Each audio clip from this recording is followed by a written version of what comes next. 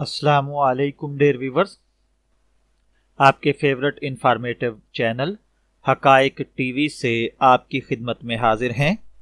हमारा आज का मौजू गुफ्तगू अनार दाना है।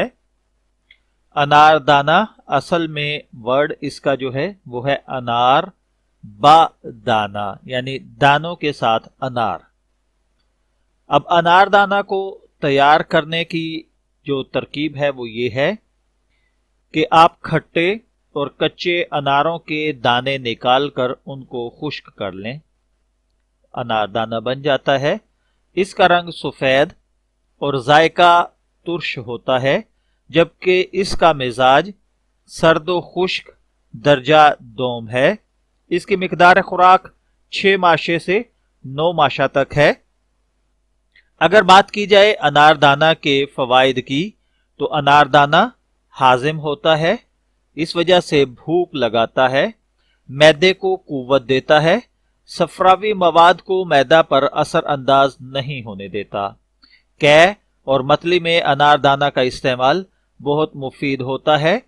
पेचस वाले मरीजों को अनार दाना पानी में रगड़ कर पिलाने से बहुत जल्द शिफा मिलती है।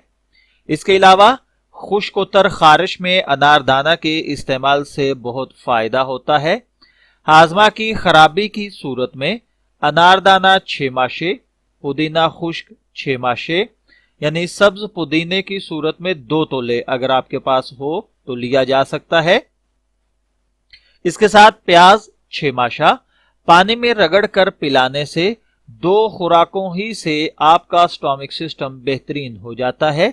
मुजर्रब है, आप भी इसका तजर्बा कर सकते हैं। पुदीने की चटनी बनाने में भी अनारदाना एक अहम जुज्व गिना जाता है। अनारदाना काबिज होता है। पेट दर्द में अनारदाना पानी में रगड़कर नमक और काली मिर्च हस्बे जरूरत मिलाकर पीने से फौरन दर्द दूर हो जाता है। बुखार में 5 तोले अनारदाना 1 सेर पानी में भिगो कर रखने और थोड़ा थोड़ा नतार कर चीनी मिलाकर पीने से प्यास की शिद्दत दूर होती है और ये बुखार के लिए भी मुफीद होता है। इसी तरह अगर मजीद बात की जाए तो ये अपने फवाइद के अंदर सर्द खुश्क तासीर की वजह से गर्मी के पाखाने फौरन रोक देता है। यही इसका सबसे बड़ा फायदा है।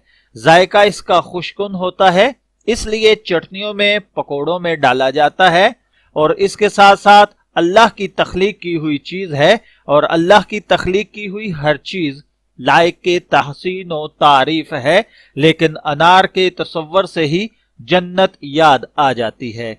मैं दुआ गो हूं कि अल्लाह ताला हमें सही तौर पर अनार और अनार दाना से मुस्तफीद होने की तौफीक अता फरमाए। इजाजत चाहेंगे, फिर मिलेंगे किसी नए इंफॉर्मेटिव मौजू के साथ। तब तक के लिए अल्लाह हाफिज।